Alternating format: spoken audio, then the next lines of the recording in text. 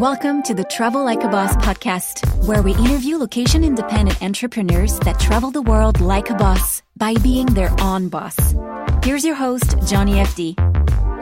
Hey guys, it's Johnny and welcome to episode 183 of the Travel Like a Boss podcast. I'm here today with Julia and Kosta. Welcome guys. Thank you. Hi. So let's start off actually with how we met here in Miami. Well, we really had a good day yesterday and we came for the event. Johnny is going for Destiny and that's Tony Robbins. So we all came together and we had a good evening and we share all ideas, all information together. So we had a really good fun. Yeah. Well, all we really did was we went to Yard House. This is a bar. We just had some food and some drinks. But then today we met up again for another like kind of seminar meetup. And we were walking on the beach. And first off, Miami Beach is really nice, right? What do you think of it? Yeah, it's amazing. So many people, so relaxed and people just enjoying themselves. Yeah. Really different from Lithuania, where you're from. How's Miami different from Lithuania, Julia? Good question. Well, first of all, we have snow in Lithuania at this time of the year, and Miami was amazing. It was boiling hot, people swimming in the ocean, and yeah, it's a totally different world, to be honest. Like, you don't see so many supercars as well around. Yeah, so at Miami Beach, there were, literally as we were getting our Uber, there was a Lamborghini and a Ferrari right in front of us. And you don't really see that anywhere in Europe, even though they're made in Europe. No, you don't. And you don't see so many crazy cars. And the motorcycles that we saw, monster motorcycles yesterday. It's like if you want to see one of the best cars and motorcycles, you go to Miami. I think it's crazy. People are spending so much money on that stuff here. Yeah. And maybe one of the reasons why they can is because it's summer year round. It's December right now. And then, as you said, in Europe, it's snowing and it's freezing there. And here it's, it was 85 degrees or 30 degrees Celsius, which is perfect weather. So we were walking on the beach and I think halfway through we decided randomly to do what, Julia? To go on a helicopter ride. And it was actually Kosta's idea. How did you think of it? Why did you decide? Well, we saw the helicopter in the air and we just decided why not? It's one life, one opportunity.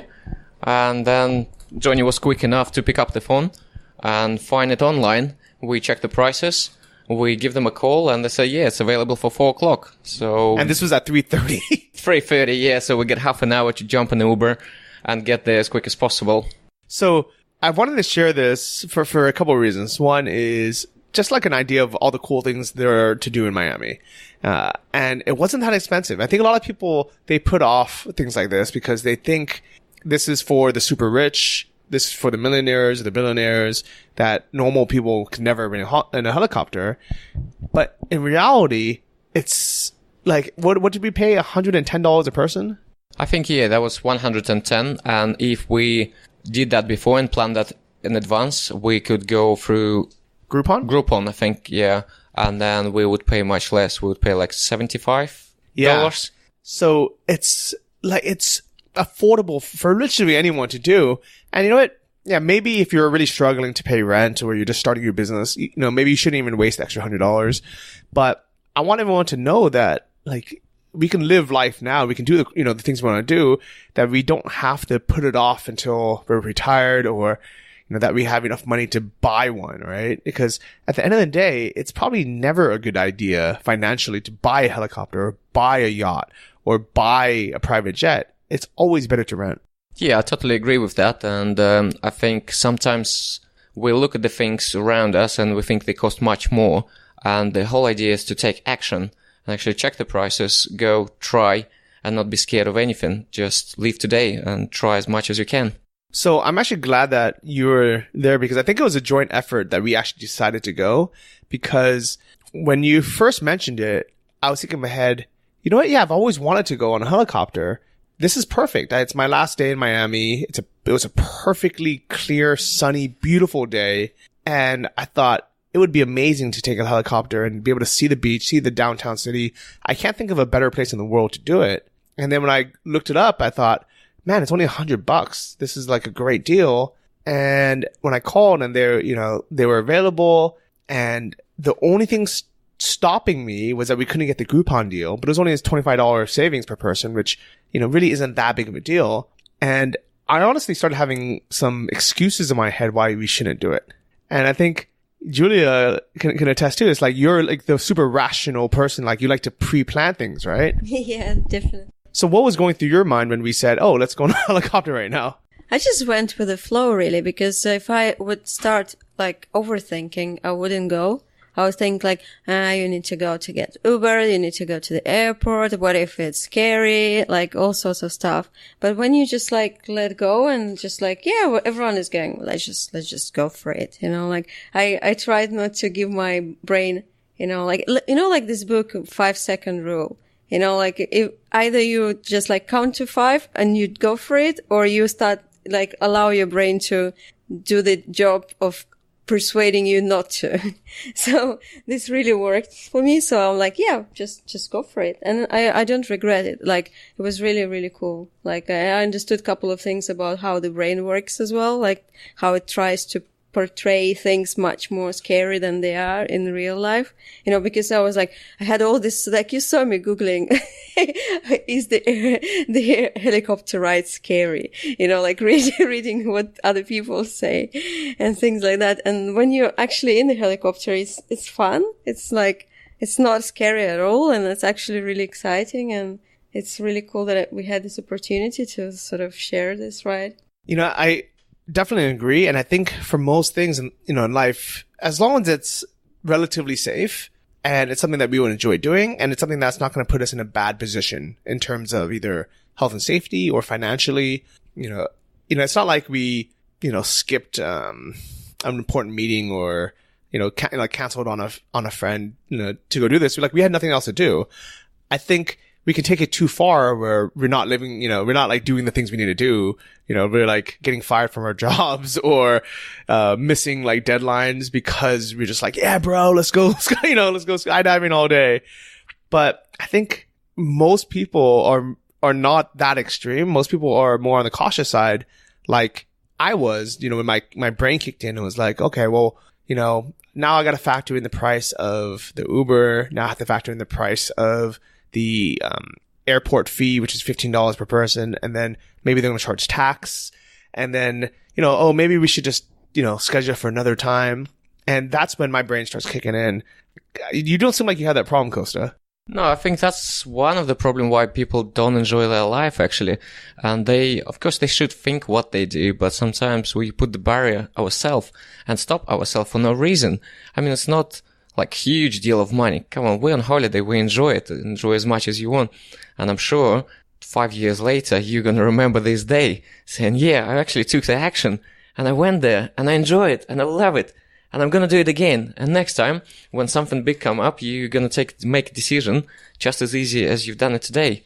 And I'm really quite happy I've met you, and I was surprised. I look at you, and when you said, yes, we're going, I'm like, yeah, I've got a partner of crime. He's definitely easygoing guy. He's definitely going to go with me. And then the rest of the guys just going to follow us. They have no choice. They got to do it.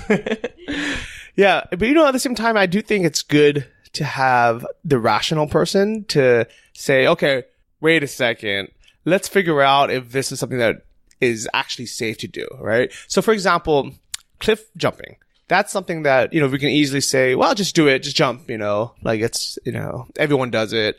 It'll be fun for sure. But at the same time, a lot of people like break their backs, jumping from cliffs that, especially if they're too high or they land wrong.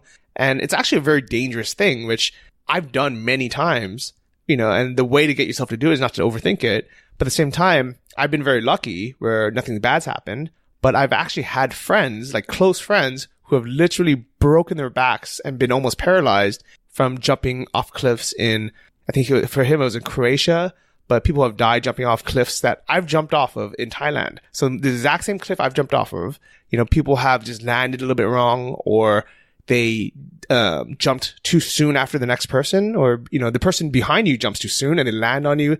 So things like this could happen, where I think it's actually good to have a rational person, just Google it real quick and say, is this safe?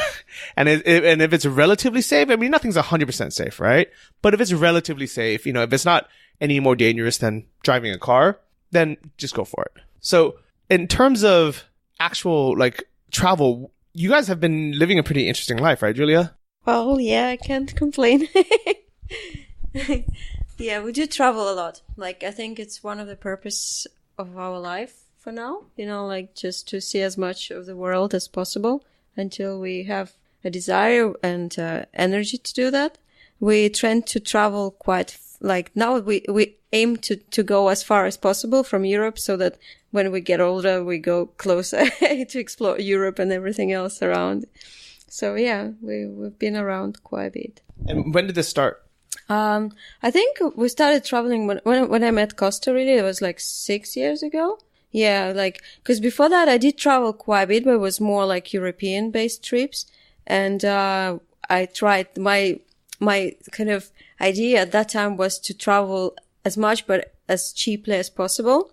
And I did a lot of couch surfing, and, sometimes I would have a trip with the plane, and food and everything else included would cost 60 quid for the whole weekend, How is that possible? If you go to a really good couch surfing, you get really cheap flights with Ryanair, and sometimes couch surfers, they don't even feed you, and they allow you to use their fridge, their drinks and stuff. So yeah, I had a couple of trips that were super cheap. And then when I met Kosta, our first trip was Bali, and kind of opened my eyes that the long haul flights are not as scary as I thought. So and actually the world out there is so different from where we actually live, in Europe. And yeah, and that's when it started. We started exploring Asia, then we moved on to more developed places Japan, South Korea, now US. And wow, okay. So let's start in the beginning, right? So couch surfing, were you traveling alone or with friends? Well, couch surfing alone, and sometimes with friends. I had a bunch of people, we had a group called Friends of London. It was it was organized by a German guy, and he was sort of a leader, and we organized a lot of trips together around Europe, Amsterdam, Italy, things like that. And then, we've done quite a bit of traveling with them. And then I did a few travels on my own as well. I went to Egypt on my own. That was quite of a journey. Wow. That was really funny. And, I did travel alone when I was single, and yeah. So how was that? As a single woman traveling and, staying in strangers' houses on couch surfing, what was that like? It was okay. When I first went, I usually read the reviews first of all, of the places where you're going to. So you pretty much know what the person is going to be like.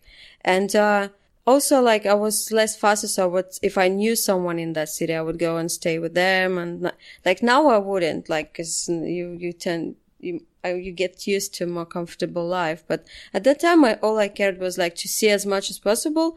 And, I knew that I used to work in the office. So I had 20 days a year. So I used to take half a days, I would take Friday, half a day off, fly out, and then come back on Sunday very late, at 11 p.m. And, literally And so where would you be able to go from Lithuania? That was from England, actually. I was traveling from London, from Lithuania. Before, when I lived in Lithuania, I couldn't really travel much, but I always wanted to. And, because Lithuanian life was slightly different from London life. I guess that makes sense, because London's a big hub for a lot of cheap flights. Yes. And the salary is different. I was a teacher back home, and I was earning 120 pounds per month. So that's it. Yes. That's $250 or less. Actually, now it's even less. It's $200 a month. How's that possible? It is possible. People still earn that much there. As a teacher? Well, maybe more a little bit, but still not as much as you would earn in England or US. Yeah, that's hard, right? Yeah, I had a lot of holidays, but I couldn't do much with the money I had. So that's why what was one of the reasons why I moved to live in London. Because And then were you teaching in London or what were you doing there? No, in London I started really low. I started from waitressing. So I had to go back to like square one. And I started from waitressing and then I moved to like currency exchange. I actually see them all over the place here. And then I started working for educational consultancy, and that's where I kind of found that I can actually start my own business like in the future. But it took me like 4 years to get to that point. So any regrets from like leaving a nice stable life in Lithuania? No, I always wanted to live somewhere else. Like Vilnius, like the capital of Lithuania, was too small for me, like seriously too small. And I knew like when I graduated, when I went to work at school and everything else, I felt like this is it, like what gonna do with my life? So if I would stay there, I would probably be like a totally different person because my self-esteem was so low. I felt like if I graduated as a teacher, so all I can do is teach. Like I don't know, I didn't have any other ideas in my head that you can do any other things, like that you are capable of much more. There was like really low self-esteem. And it took me a while to kind of get to the point where I am now. And I don't regret. I would never go back there, unless there is like a catastrophe in England and England doesn't exist. Then maybe, So the mindset, do you think that was common in Lithuania? Yes, definitely. Because when I was at uni, like they educate future teachers, and they would like we didn't even know how to do the presentation. Like the public speaking was really absent. Like I could see like the girls, even like it was 16 in the group, for example, they were like really stressed to give us short presentation in front of the girls they know. And so there was a lot of things that were not really taught, and we didn't know how to. I've seen, like, I literally saw children for the first time when I graduated. So can you believe it? You walk into the class, it's your job now. And it's like the first time you've ever seen children and you've ever taught them. Wow. So there's no practice in front of like other students or shadowing or anything. Wow. You just like, I arrived and I was like, right, what am I going to do now? I don't even know whether they're going to listen to me, so it was quite tough. Like, and yeah, for some reason, like the way we were educated was just like, I don't know, no one really thought about self-esteem or like achieving more, or like, it was just like you should be like everyone else, I think it is post-Sovietic mentality. Now it's probably different, but at that time it was really like we were all very simple, ordinary, and didn't really aim high. Well, congrats on breaking through that. Yeah, thank you. So Kosta, what was it like for you before you met Julia? I would say it was quite interesting. I tried to travel as much as I could with my friends as well. And I always have a dream to travel around the world and see as many cities as I could. But finishing the school and when you studied university, you got limited time to do that. And you also got limited finance to do that. So I always try to find a way to save money for travel or to earn more, or like stop some other income or invest somewhere where I could get more money. And I had a dream to invest into property and live for that money. So that will be passive income. So I read a very interesting book which really inspired me, and that was Robert Kiyosaki, Poor Dad, Rich Dad, Poor Dad. And I like that idea, and that explains to me a lot where I could be. What I could be just an ordinary worker, professional, and develop myself over there, or I could be a businessman, set up the business and try to do that and get the money out of it, which is more money, obviously, and then to become an investor as well. So, what was your job at the time, though, when you read that? When I read that, I dreamed to be a chef, a celebrity chef, and I want to open my own restaurant.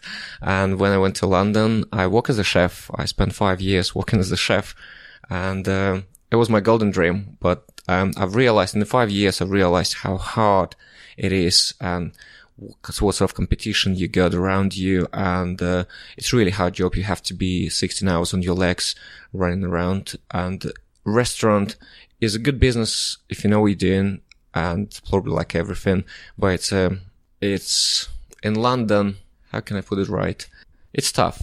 It's tough, and it's a full-time job. So you probably never going to be able to leave it. And it's more than a full-time job. It's like a 7-day-a-week job. It is, yeah. And I always would be there, always be controlling everything, trying to improve it and make it better. So after 5 years, I think I've been out myself, and I've decided to do something different. And I have some insights because I've read Anthony Bourdain's book, Kitchen Confidential. Have you read that? No, I haven't. No. It is insane. It is. He actually wrote it before he became really famous. So he was really, he's still raw now, but he was really raw. And he was talking about how much cocaine he was doing while working as a chef, and how they would just get smashed every night at the bar. And also the kind of the behind the scenes on what it's like being a chef, how to actually run a restaurant. And even, like you learn so much. Like, you learn about which days it's the best days of the week to actually go to restaurants and which days you should avoid. So I highly recommend reading Kitchen Confidential if you guys are interested in kind of like seeing behind the curtain. Yeah, thank you. That's a really good idea. And I've seen that a lot, and I learned it from my experience as well, which days to go to the restaurant, which days not to go to the restaurant. And I can understand why he was taking drugs, getting smashed, getting drunk and all that sort of things. I've seen so many guys overworking there, and after 16 hours of stress and running around it's just a hard job. That's all I can say. So I wonder if it's different in the US versus in London. What are the best days to go to a restaurant? Which days are the worst days? I think that it's not just the days, it's the months as well. Some months are quiet, especially after Christmas, after January. Busiest day in London for the restaurants, I would say, is Thursday, Friday, Saturday.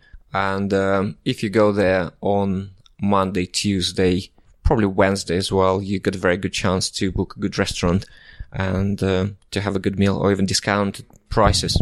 So in the book, he mentioned kind of exactly that. And he also mentioned that their top chefs, and this is, for like, let's say the top restaurants, right? Like 4 or 5 star or like just highly rated restaurants. The chef can't work 7 days a week. So usually they have, 1 or 2 days off. The busiest days are, as you said, like in the weekends, Friday, Saturday, sometimes Sunday. So the best day to actually go, according to him, is Thursday, because he's fresh, he's not hungover, and they have all fresh ingredients because they're prepared for the weekend. And he's just kind of excited to serve, but it's not too busy yet, so it's not, too packed. The worst day to goes are Mondays, because they have just finished, the whole weekend shift. So either the chef has a day off and you have some like a lesser chef there, or he's there and just hungover and just unhappy. And that's also when all the food is kind of starting to spoil from being ordered the Thursday before. No, I think it all depends on the restaurant.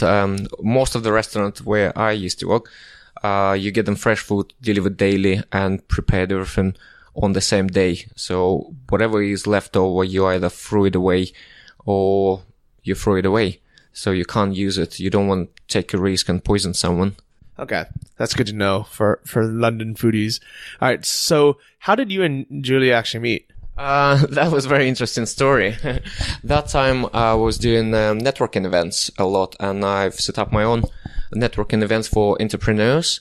So Julia came to one of the events, and I don't know, from my heart, I felt like, yeah, this is the one. This is the person who I was looking for. And I invited her. I really invited her for the business meeting. She was working for company educational consultant. And I said, okay, let's go and you show me what you sell, what product you have, guys, and how I can help you. So, Julia, how did you guys actually initially find or each other? Yeah, I came to that networking event. How did you hear about it? That was really actually interesting story, because he never ran those events on that day. And remember, you had to swap it from Tuesday to Wednesday that only time. And I was searching for clients because I got headhunted to another company, and that company was actually quite a rubbish company, and they really forced me to work hard. And I had to search for, like, in my free time to find and generate the, like, business for them. And I basically met this Russian girl who was really random girl. And I asked her, like, I had a meeting with her, and then I realized that she's not, like, going to be a good gatekeeper for my future clients. But I asked her, like, do you know any networking events where I can meet, like, I don't know, entrepreneurs, business people, like, whatever. And she's like, yeah, today is like, there is like this Lithuanian boy, like making, like, has this networking event. So I went, and, I didn't really notice Kosta. Like, I know that I was the first person to walk in, you know, like, for some reason I thought he's married as well. Because, like, when we sat down to discuss things, like, and exchange the cards and stuff, she said, like, oh yeah, you can use it for your children or something like that. So I just, like, kind of thought, yeah, he's married, whatever. And, yeah, so, and after that, he invited me to this meeting. And, yeah, I had to buy my own biscuit. It was really funny. So you guys met like just one-on-one, Zamira, for a coffee? Yeah, he invited me for a coffee. So I thought, like, oh yeah, cause he had a security company. I thought he may have Russian clients for me. So I went there, and he was like, would you like a coffee? And I was like, yes, but you know, I want to buy a biscuit, so I'll pay myself. So he was really like, what? So I went and I bought myself that biscuit in Starbucks. Yeah.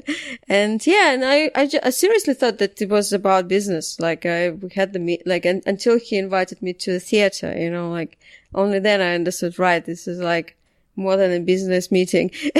Oh, okay. Yeah. Nice. So just to translate for all the Americans, biscuit actually means cookie, right? Yeah. And theater actually means movie theater, like, or cinema. No, actual musical, like a Broadway theater. Wow, really? Yeah. Okay. He loves musicals, so he invited me for a musical. Wow, nice. Do you remember what it was? I don't remember, actually. No, I don't remember, unfortunately. Oh, you guys should find out. Yeah. No, not Grace, something else. I don't remember. But it was fun. I remember that was a really cool musical. Okay. Yeah. Really cool. So you guys met, and this was in London? Yeah. And are you both Lithuanian? Yeah. Isn't that kind of random? Yeah, very random. And the funny thing that I've never dated Russian-speaking guys ever, like, seriously, since the Lithuanian times. Even in Lithuania, I've never dated Russian-speaking guys. So it's like, he was like an exception to the rule. All right. I like it. Well, it's fate that you guys met. Yeah. But it's also not just fate, but it's you going out of your way to go to events, to meet people, to further, you know, your career, but also it's also a great way to meet friends. It's also a great way to meet your potential partner. It's different than staying home and watching Netflix and ordering pizza. Of course, yes, definitely. So actually in Miami, my first night here, I think I just messaged like everybody on my email list for my blog, johnnyfd.com. And I was like, hey, everyone, I'm in Miami. You know, if anyone wants to meet up. And this girl named Giovanna messaged me saying, hey, you know, I'm in Miami. Let's hang out. I'm going to this networking event for entrepreneurs tonight at some guy's house. This guy named Gabe. She's like, you know, do you want to come?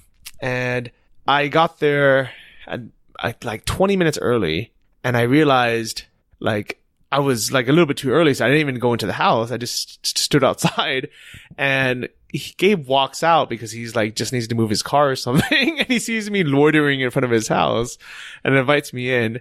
And it ended up being not only a really cool event, but also it taught me a lot of lessons. All right, well, like one is if you go on time to something or early to a networking event, that organizer is going to be there because they have to be there early, right?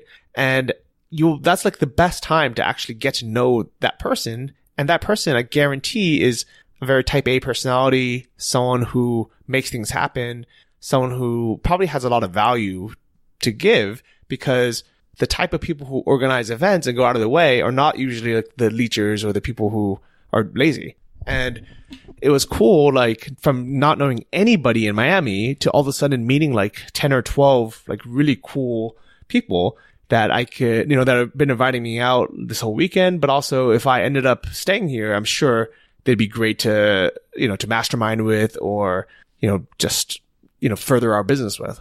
Definitely. Yeah, that's an amazing way to meet people and make new connections, and you never know where that's going to lead. So you turn up on the party and you don't know who's going to be there. It could be another your business opportunity, your business idea, or life changer for you.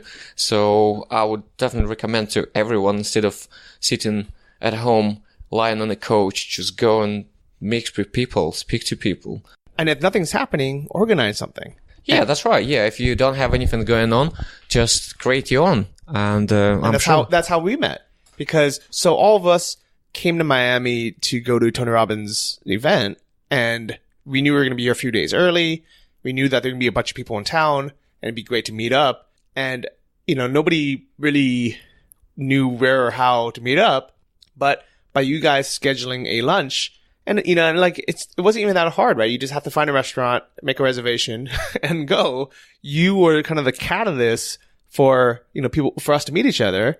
And it's almost like you become a magnet, and you start attracting things and people into your life. Yeah, I think in life you have to take action. You have to do something that make life more enjoyable, and more action going on, more things going on around you. And that's the way we live, and that's the way we enjoy it.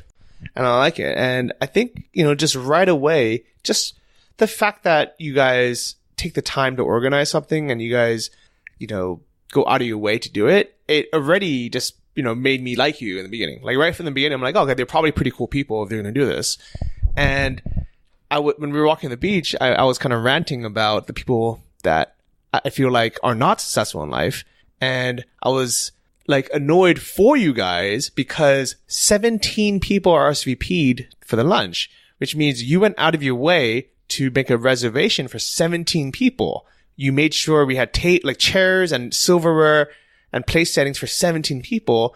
Luckily, the restaurant wasn't busy, but if it was, they would have had to turn away other customers. It would have been a huge headache for everyone. And the fact that 13 of them didn't show up, and not only did they not show up, they didn't message, they didn't take the 2 seconds to log into Facebook and just click not going or can't go. To me, these are the people who I can tell why they're not successful already. Everyone goes to seminars, especially self-help ones like, Date with Destiny, for different reasons. Some people want more in life. They want to improve even more, or they want to clarify their goals. And some people feel like the whole world is against them and that they just can't get ahead, or they're broke, they're poor, they're single, they just are not happy. And it's something as simple as committing and saying, okay, I'm going to this, I'll go. If I can't go, I will have the foresight to, take 2 seconds and just click, I'm not going, because I'm thinking about how my actions affect others. Yeah, that's right. And I think that in life, generally, if you take action, if you do something and you plan it and you get more involved, then you definitely be rewarded. If you just ignore it, or you say, yes, I'm coming, and then not coming, we're not get annoyed. We try to be positive. We just think, okay, it's their problem. They didn't come. They didn't use the opportunity to meet you and to give this interview and to meet some other interesting people and to have a great day and to fly the helicopter. So look, we had a great day and they just left out. So I'm not annoyed and I don't feel sorry for them, but it's their choice. They do whatever they want to do. And I think we got the opportunity to sort of get to know each other better, because when you have a massive group of people, you don't really socialize. You get little chunks of information from everybody. But when you're 4 of us, but we actually had a really good day and we're going to remember it for a very long time. So there is always a bright side of things, definitely. Yeah, I definitely agree. And to be honest, I completely forgot about being annoyed. Especially once we decided to go on the helicopter, I didn't even think about it until right now. But then it was I was like, okay, what are the lessons we can learn from this? And I really feel bad for people who think life is going against them, because there's always going to be a reason or an excuse why you can't make it. I'm sure if we talked to those 13 people, and I really wanted to just tag them individually and say, hey, where were you today? And just call them out and put them on blast. But then I realized not everyone, everyone's going to have some excuse or reason. And then second, they're not really going to learn anything from it. And then third, it's just going to make me pissed off. So why put myself in that situation? You know, so like, it's almost like, you know, picking internet fights and everybody loses. Yeah, that's right. I think in that case, you're just losing your energy, and you can use that time for something more productive and make your life much more happier. And no, I don't see the point of that. So we leave them where they are and let them do whatever they want to do. Yeah. But for the people who are in that situation that feel like life is going against you, I want, you know, you guys to be able to learn from this and say, okay, yes, like things will happen. I mean, for example, I was late today and I hate being late, you know, and I think one of the reasons why I was late was, so first off, there's a bunch of reasons why I was late, but at the end of the day, I take responsibility for all of them because I could make, you know, I can control it. And I think that's a big difference between my attitude, you know, first off, even acknowledging it, you know, and feeling bad and then apologizing, but also realizing, hey, it's my fault, you know. So the reason why I was late was because I had the interview with Sam for Invest Like a Boss. We were talking about Bitcoin. So that's the other episode that was out this week. If you guys are interested in Bitcoin, listen to that. But, you know, he's in California, so it was like 8 a.m. for him, and I couldn't ask him to do it any earlier, you know, and then he, you know, woke up at 8, so it, you know, it took another 15, 20 minutes for him to wake up, you know, so it ended up running a bit long, and then, I had to go home and drop off my laundry because I don't want to carry everything, and then I grabbed a Lyft, and I was 20 minutes late. But what I could have done different is I could have recorded that interview last week. You know, I could have done it when we were both, you know, in a different time zone. Would have been easier. I could have went to the laundry yesterday and dropped it off, or I could have dropped off the laundry before the interview. There's so many things I personally could have done different where I wouldn't have been late.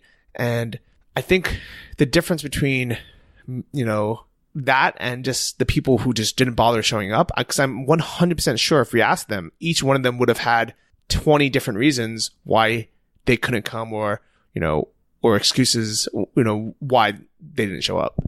Yeah, I think we met one on the way on the beach, and she had a very good excuse why she didn't come for the meeting.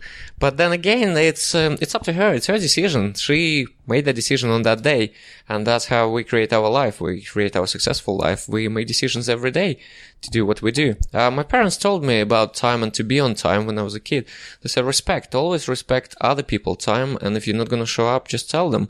And try not to be late, whatever the reasons are. If you know it's going to be traffic, leave an hour early, be on time, because it's put the trust into people, and it shows what you're made of, what you are, and who you are. Yeah, even if it's not a business thing. I mean, like 100%, if it is a business thing, you have to come, you know, leave 2 hours early and just work from a Starbucks next door, you know, and then that way you'll always be on time. Even if it's not a business thing and you're just meeting up for any other like event, you know, like for today, it's not a business thing, but who knows? We might end up making millions of dollars together on some property deal in London, or, you know, and that wouldn't have happened if I, you know, I went to the beach instead by myself because I was like, you know, I'm late now, so forget about it, you know, or even like people who, I think part of it, I feel bad. This is me kind of having a bit of empathy for people, is I can see why people get sucked into this mindset where it's okay to be late. You know, one of the excuses I had on why it wasn't that big of a deal for me to be late today, and why I actually went into my app to write, hey, I'm running 15 minutes late. You know, I'm in a Lyft now, or I'm in an Uber now. I was going to write it, but then I thought back to last night where we were all, you know, there for dinner, and everybody was 30 to 90 minutes late. And that's kind of just normal here in Miami, or, you know, a lot of places in the world. So in my mind, I was like, oh, I don't even need to write it because I'm sure everyone else is late, so it's not a big deal. But then instantly afterwards, I was like, you know what? I don't care what other people do. That shouldn't affect the way I do things. You know, I have my morals and my standards, and, you know, that I've learned from my parents, and also, you know, just from my own life, that I should not let the way other people, you know, do things affect the way I do it. Yeah, you are responsible for your life, so don't look at other people and make your own decision. Doors open for people who knock the doors, and if you're not on time, you're unreliable. So I would probably not have this conversation with you, and I would be thinking, oh, it's just a waste of time. But then when I see you are serious about even such a simple meetings, then we can carry on. And you're right. We can go to London. We can buy property together. We can do some business together. And, you could be meeting anyone at that event. Anyone. Yeah. You never know who you're going to meet that's going to end up changing your life. And, you made a good point where sometimes we mess up, and I don't expect people to be perfect. Like I know people, things will happen where people can't help it and they're late, where they could have planned better, but they didn't. Things happen. And to me, it's not about them being late once or not, or even twice or not. It's how they think about it, or how they react to it, afterwards, and I'm glad you brought that up. So I'm curious, how have you been able now to travel like so often? Like, where have you guys been in this last year? The last year, gosh, I don't remember. Just a second. So she's actually pulling up her calendar right now. No, which kind of just shows how often she's traveled. This year, we started from Slovakia. We did some skiing in Slovakia. Then we went to Cancun for like a Mexican holiday. We explored some of England as well. We finally went to Lake District and Dorset, which was like on the list for ages because we always postpone things that are nearby. We always visit Lithuania. We went to South Korea. We went to Prague in Czech Republic. It was really beautiful. I haven't been like for first time. It was my actually first ever trip to Prague. So I was 13 when I was there the last time. We explored Italy quite extensively this year. We spent like 2 weeks swapping, like it was like 14 days and I think 9 different locations. So we really like explored it. Then we went to Rotterdam. We spent some time in Brussels, and we went to Israel as well. Like recently, the recent trip was in Israel. Yeah, so it was a bit less of exotic, faraway countries this year, and now, yeah, we're in Miami with the plan. And so you guys have been traveling now, like for a couple years now, or like how long? 6 years. That's crazy. Yeah. And so what do you actually do for work? What do you do for money to fund this? I have a mix of things that I do. First of all, I'm educational consultant, so I help families to choose the schools for their children, like private schools in England. Also, like private tutors, and I help with the university admissions. In addition to that, I have some passive income that comes from properties. It's either like my own property or the rent to rent like projects. So that's the passive income. And did you buy that from the $200 a month salary as a teacher? No. Of course, it was generated from the initial business, but yeah. So that's the main. Mm-hmm. And are you like, how do you run this while traveling, so much? Well, like we try to structure the day so that we can work a little bit. Like, for example, today I woke up at 5 a.m. So I did I assigned some tasks, and also I'm learning how to outsource things. So I have a virtual PA who is based in England. And she helps me a lot with if we need to call, or if there is if I need to do research, like to find which schools to apply to and stuff like that. She helps me a lot with that. So I've managed to outsource quite a bit of admin. So in reality, I do have quite a bit of time on my hands. So all I need is like time in the morning to assign the tasks, to explain it to her, and then I can relax. That's really cool. So this has been 183 episodes, and we've never had anyone do this type of business. So it's really cool, like discovering that there's so many things you can do, and it's not, and London's not a cheap place to live, and also a lot of places you travel to are not cheap places to travel to. So the fact that you're able to work location independently, outsource, and use, virtual, help is really cool. Yeah, it does help a lot, but it took me ages to learn. If I would start outsourcing earlier, I think I would really grow my company, but I kind of was one of those entrepreneurs who like, oh, I can do everything myself, like everything, no one can do better than I, things like that. It took me like 5 years probably to actually realize that I can actually enjoy myself, because there were some holidays, like last year, I think, that like I would work a lot, like I would just like be in a nice location, but then I would just really work. So I realized it, and I thought, no, I can't do it like that, because what's the point of all like sitting in a nice beachside cafe, like, and just work from your laptop? Yeah. So yes, outsourcing is the key for like really happy life and travel and stuff. So thinking back, how many years ago do you think you could have outsourced? Probably I could start for like maybe like 4 years ago, because like after the first year of business, because first year was obviously quite uncertain because you don't know what's going to happen. But the all other years I could definitely do that.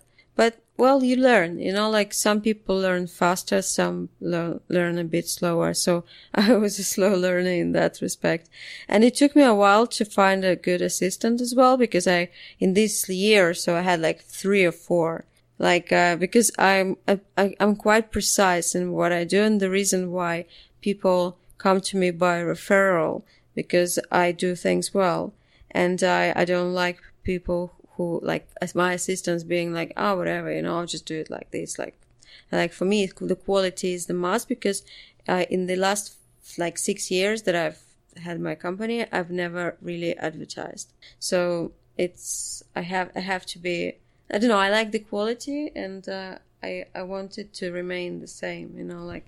So I guess, that answers the question, why you don't hire like a Filipino VA or someone from India is because you are willing to pay more for someone in England who can deliver the same quality of work that you could. Yes, plus I need Russian language. I don't think I will find a Filipino who speaks Russian, because majority of my clients are Russian speaking. Well, like, I did help quite a few like clients who are not, but like, the major client was Russian. So I always needed someone who can translate things and who understands, like what their mentality is. So yeah, it's well, if you need an assistant, my Russian's moja rushka is da. Yeah, very, very well. It's much better than my Thai, for example. Very cool. All right. And Kosta, what about you? What do you do for work? I run a security company in London, and that helps a lot as well.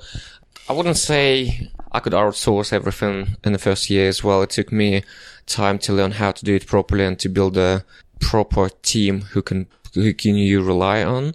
But yeah, now I can relax, and I know the guys who I'm working with, they can arrange everything, and I can just send one text message and say, is everything all right? And I'll get a reply, yes, all good, everything's arranged. And that's one source of income. But I've learned over the years, you got to have more than just one source of income, because I was in a situation when our main clients couldn't pay for 9 months and we nearly got bankrupt. I couldn't pay the guys the salary, and all my savings gone just for their salary, just to pay them, because they also have a family, they also have a mortgages, and they need to pay that off. So from that, I learned property investment is one of the good passive income where you don't need to spend much of your time. And once you find a good tenants, it's basically run itself. And that's what I've been doing since 2012 in London. We started investing into property. So we got about 7 now, and that's a good cash flow. And that's what helped us to travel. And I should say we also try to travel quite often. We try to do it. I had a dream to travel every month, but then we realized, it doesn't give us much enjoyment. We love London. We love to come back there and enjoy the cultural things, going to the theater, going to the museums, see all the exhibitions there. And Julia, she's the one who arranged everything, and it was quite it was quite a lot for her to organize everything. So from that, we decided to go every second month to travel somewhere for 2-3 weeks. And just get a fresh idea, see the world, see other people. And, it definitely helps. You come back to London with different vibes, with different ideas. and you look at the business different. You see what you can change, what you can do different. And yeah, I think that's a great way. I like that. That's actually really smart. We've had a lot of guests on the show who travel full time, and very seldom. I don't normally know of anyone who flies back home, to work for 1 or 2 months and then travels again. Because I think mainly most people that come on the show are from like the US or from Australia, and it's really difficult to go home and then come back out. Because if I had to fly, 24 hours from San Francisco, back to Asia, or even fly 18 hours to Europe every other month, I would kill myself. It's just too much. So I think it's really smart that you guys are based in London, where it's kind of central to everything, right?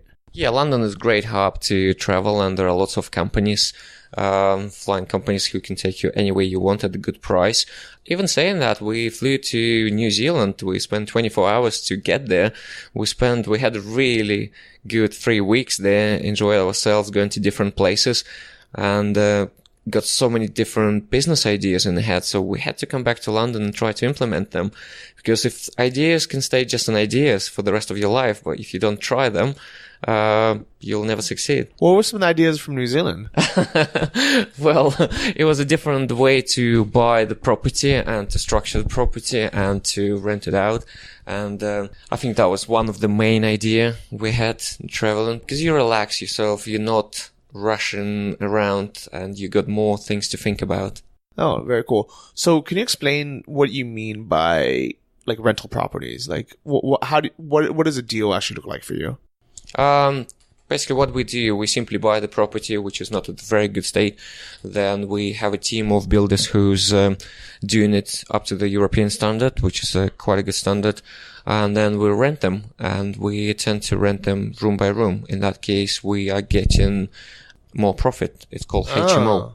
So how many bedrooms are these? Are they houses or are they apartments? Most of them are apartments, and you get 2-bedroom apartments and a sitting room, so you get 3 rooms out of it. So instead of renting it out as a 2-bedroom apartment to one person, you're renting it to 2 or even 3 different people?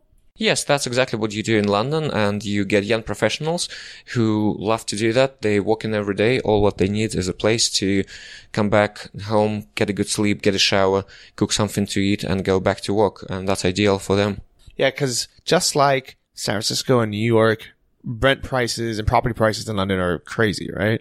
Yeah, absolutely right. And it's just going up and up every year. So if anything, I guess you're doing 2 things really good for society, even though you're making money. First, you're buying the crappiest rundown house on the block, which is not only driving down property values for everyone else, but, it's also just a safety and a kind of hazard, for the neighborhood. So you going in there and remodeling it to European standards is helping everybody. And then you're giving people an option to be able to afford to live, closer to work in the city center, instead of having to commute an hour, 2 hours to be able to afford it, because they normally wouldn't be able to afford the whole flat for themselves. That's right. Yeah, we bring up the standard, and it's a win-win situation, and I like that. And also, people living like that, they can save a bit of money and buy their own property later on. So do you have to furnish these places, or what's actually involved? So you buy the property. Can you give me an example of how much it costs to buy one of these places, how much it costs to renovate, and how much can you rent it out for? Yeah, that's very easy to figure out because I've done a few of them. You put the deposit, 25%. It's about, nowadays is about 80,000-90,000 pounds. And then you buy the property through the mortgage. You get the mortgage for 25 years. And then you put about 15,000-20,000 pounds on the top of that to make the property look nice. So you paint everything, you strip out everything, you put a new pipelines, you put new electricity, you put new ceiling, new walls, everything from scratch, everything completely new. And then you buy the furniture. Normally you buy the basic set. You buy 2-bedroom flat, or 2-bedroom, 2 beds, double beds, and then you buy wardrobe, chest of drawer, and that's enough. And then it goes as a personal requirement. If people want something else, I can get them. easily. So depends on the person. And how much do you rent out each room for? In the place where we do is 520 a month plus the bills. Bills come up in about 50 pounds a month. And do you charge less for the living room, or is that the same? It depends on the size, really. If it's really big double, so you charge slightly more. But more or less price is the same in East London. And do you have to like section it off, or how do you give them like what does it actually look like? Because I'm assuming there's a bed in the living room, right? Yeah, that's right. Yeah, you put the bed in the living room, and most of the time you have a big kitchen diner, so that's where people can go cook and socialize, talk to each other, and then once they get tired of each other, they just go to sleep and in the bedrooms. But is there like a curtain or like extra wall, or do people just live in the living room? No, it's not a curtain. It's a proper wall, and if you got a door, you got a lock on it, so you just go into the room. It's the same as a bedroom. You just convert the bedroom into the sitting room into the bedroom. Okay, so you basically build a wall where the living room is to be, and you add a door. So you just have a whole, now you have a 3-bedroom apartment with no living room. That's right. That's the whole idea. And a kitchen, if it's big enough, so that's become sort of like diner area where people can sit down and talk to each other. And is that legal to do that? Yeah, of course. Yeah, there is no problem to do that. That's so crazy. Like, that's so smart.